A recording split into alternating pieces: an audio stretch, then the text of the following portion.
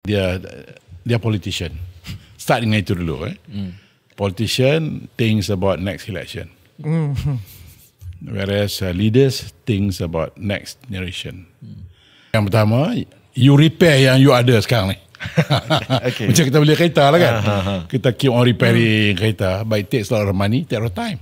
Or you invest the futures.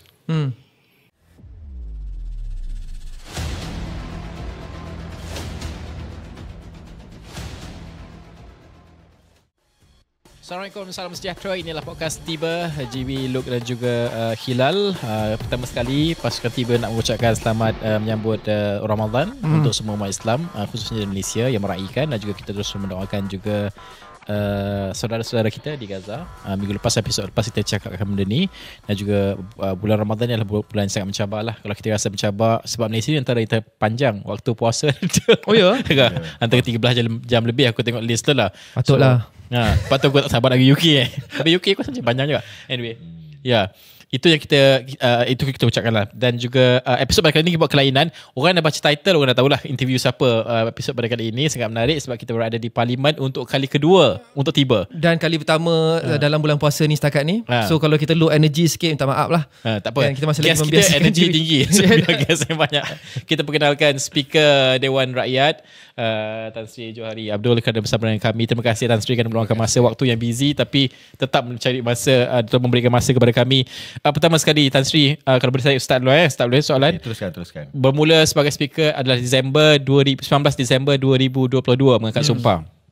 Sehinggalah kepada hari ini, apa yang boleh dirangkumkan pada pandangan Tan Sri sebagai seorang speaker ni? Sebab kita nampak Tan speaker ni tugasnya tak mudah. Kalau orang ramai kat luar tengok ni macam, aduh penatnya kalau jadi speaker ni tengok kan. Tapi Tan Sri sendiri berada di kursi itu, melihat dan juga mengawal keadaan. Itu yang kita nampak. Yang belakang lagi tak nampak dan sebagainya. Apa yang boleh dirangkumkan? Yang pertamanya saya rasa saya pun bersyukur lah.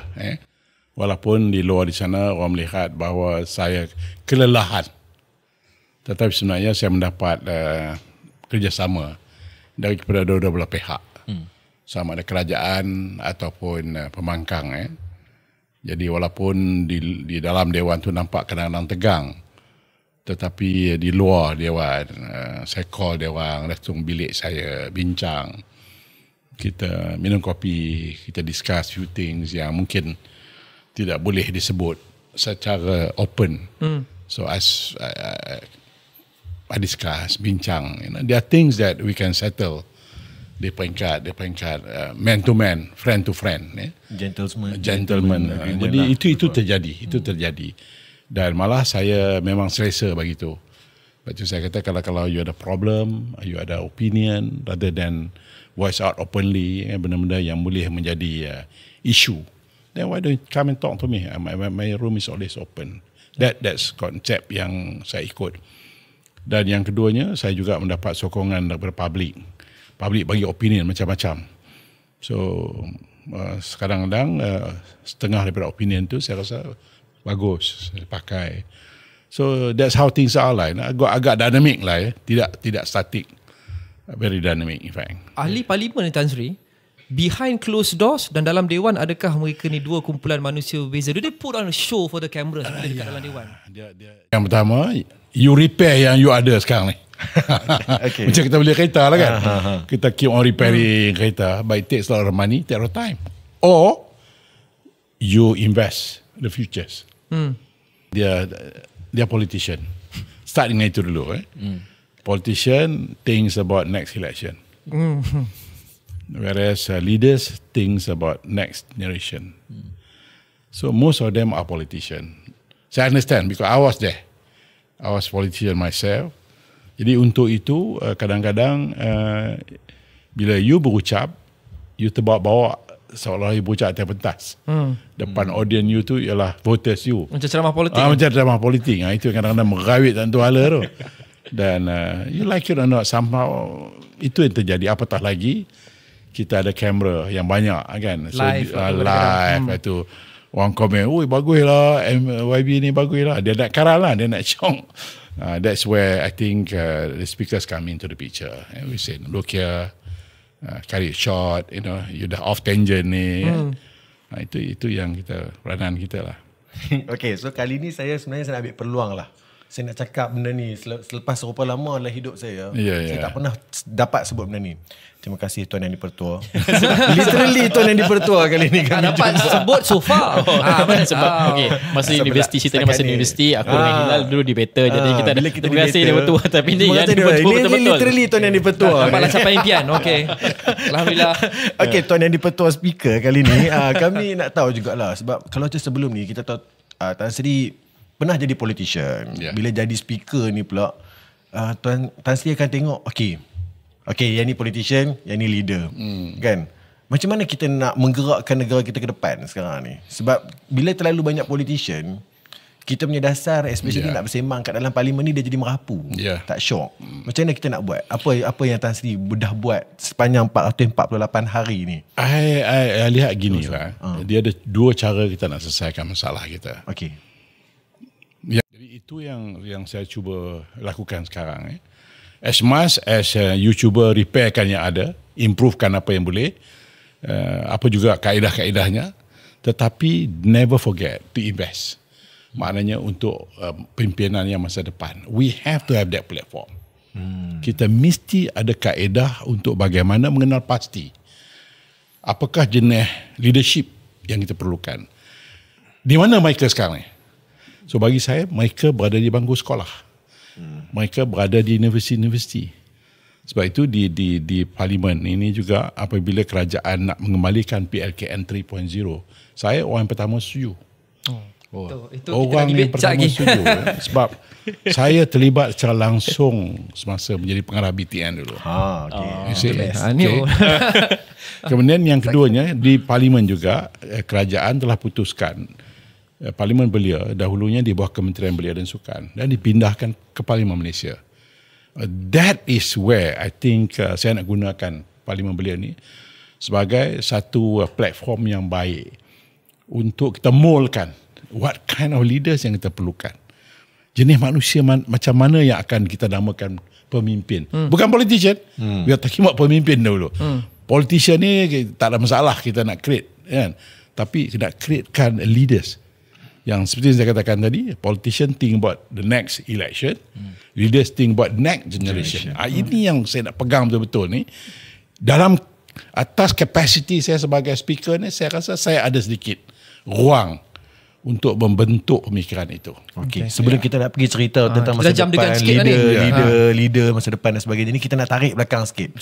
Sebab pengalaman Tan Sri ini memang unik. You dah jadi PTD, you jadi ahli politik, dan sekarang ni jadi speaker, dan you nampak dunia tu lebih luas, dan you dah banyak benda you boleh buat untuk next generation. Sebab you pernah jaga Parlimen Sungai Petani. Sungai Petani ni ada orang teori kata kalau you jaga Sungai Petani, you dapat jaga Kedah. Betul ke teori tu? Sebab yalah parlimen ni parlimen paling besar kat Kedah kan. Yang pertama sekali population dia 500,000. 500,000. Kemudian komposisi ethnicity pun lebih kurang Malaysia. So maknanya kalau you jaga Sungai Petani itu, as good bukan Kedah ya, as good you jaga Malaysia. Kemudian yang lebih indah lagi itu, ada kawasan B40, ada kawasan M40 dan kawasan T20 dalam Sungai Petani. So it's combination of everything. So maknanya kalau you manage well Sungai Petani, then actually you boleh manage Kedah lah. It's a mirror image of what is Malaysia is all about. Berada di Sungai Petani. Jadi dekat situ yang dah banyak mold you jugalah kan. Somehow rather you kena faham apakah perasaan dan kehendak orang B40, M40 dan T20. You understand somehow rather. Dan alhamdulillah, saya juga tadi saya ada pengalaman belajar di Universiti Malaysia dan Universiti luar negara. Saya pengalaman bekerja di Malaysia sebagai PTD officer dan bekerja di luar negara. Saya pernah jadi MP, saya juga pernah jadi adun. Saya pernah jadi pegawai kerajaan dan ahli penjagaan. So you combine semua itu, memberikan at the end of the day you rasa I think I can handle this. But kali ini untuk Tan Sri sendiri bukanlah lebih mudah, maksudnya untuk tugasan rasmi itu sebagai seorang speaker perlu melepaskan jawatan MP tersebut sebelum dilantik speaker dan sebagainya. Macam mana rasanya, lebih mudah ataupun tidak? Sebab ada ramai melihat bahawa kalau you MP, you juga menteri ataupun you pegang jawatan yang lain, dia ada kesukaran dia tu. Nak strike a good balance ni kalau pengalaman Tan Sri sendiri. Sejujurnya saya rasakan menjadi MP lebih parah. Lagi susah. Lagi siksa. Because menjadi MP ni you cari kerja. You cari masalah, bukan menyelesaikan masalah. Because you balik itu semua you akan bertanya masalah. Jadi maknanya masalah bertindan-tindan kerana jawapan tak ada. Kan? Itu jadi apatah lagi, bayangkanlah you jadi MP, you jadi menteri dan juga you jadi orang dalam parti. 3 beban yang cukup luar biasa dan you ada masa yang amat limited. You juga ada family. You ada komitmen dalam NGO ataupun dalam society. Jadi sebab itu masa itu agak terhad dan kadang-kadang you touch on the surface. Berbanding dengan saya sekarang MP, dengan sebagai speaker. I know exactly what I'm supposed to do.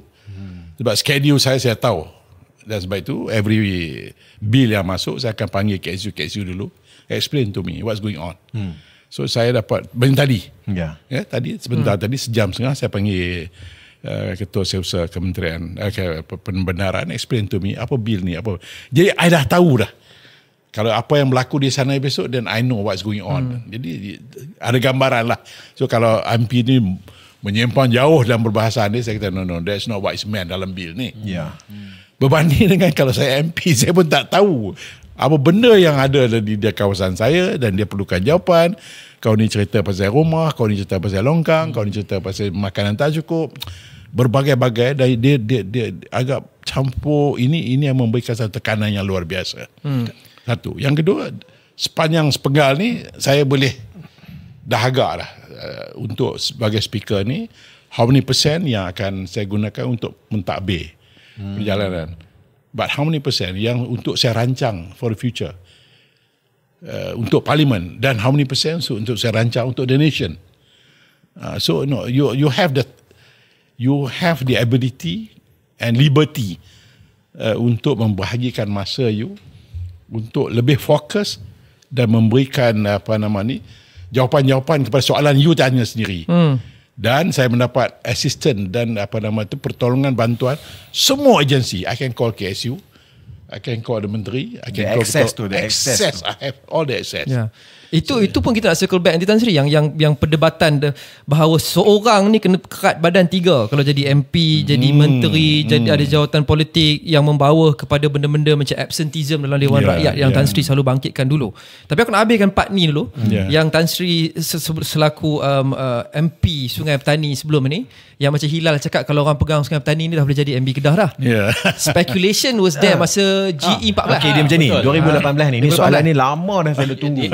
Saya tunggu lama dah benda ni sebab saya duduk kat tempat tu time tu, malam keputusan Pilihan Raya 2018. Cover lah sebagai wartawan. Sebagai wartawan dekat tempat tu, time tu kan PKR Bersatu, semua kan satu tim. Dan saya nampak time tu Tan Sri macam meraju. Pukul 3 pagi lari keluar daripada markas tu dalam keadaan meraju. Dan saya difahamkan oleh ngantuk pihak bukan ngantuk ke apa? Bukan mengantuk sebab semua orang tengah celebrate menang. Orang ni menang kan. Kata Tan Sri sepatutnya time tu jadi MB Kedah. Betul ke? Dia gini saya difahamkan oleh seorang pemimpin di Kuala Lumpur selepas kita menang, dan keadilan mendapat majoriti yang besar. Jadi dan pemimpin ini sebut pada saya bahawa keputusan yang dibuat di Kuala Lumpur dan you will become next MB. Saya kata okey lah. I mean, saya ready lah. Saya ready. Saya pun bersedia lah. Mungkin dengan pengalaman yang saya ada sebagai bekas pekerjaan, sebekas MP kan. Tiba-tiba perbincangan berlaku dan ada pihak setuju, ada pihak tak setuju dan sebagainya lah. Walaupun saya difahamkan juga Watikah juga keluar. Dah keluar Watikah malam tu juga? Keluar. Watikah keluar. Tapi akhirnya juga tidak terjadi. Jadi saya kata what is going on? Kan keputusan parti satu hal, bila datang sini tak jadi. Bukan kerana saya maju tak jadi MB, tapi saya maju mengatakan bahawa perjanjiannya adalah whoever leads dalam waktu itu dalam coalition menjadi leader. Not necessarily me, sesiapa juga, tetapi dah keputusan parti waktu itu untuk saya jadi MB. So saya looking forward lah. Malah saya dah ada dalam perancangan what kind of MB I should be. Tapi dah tak jadi, itu rezeki lah.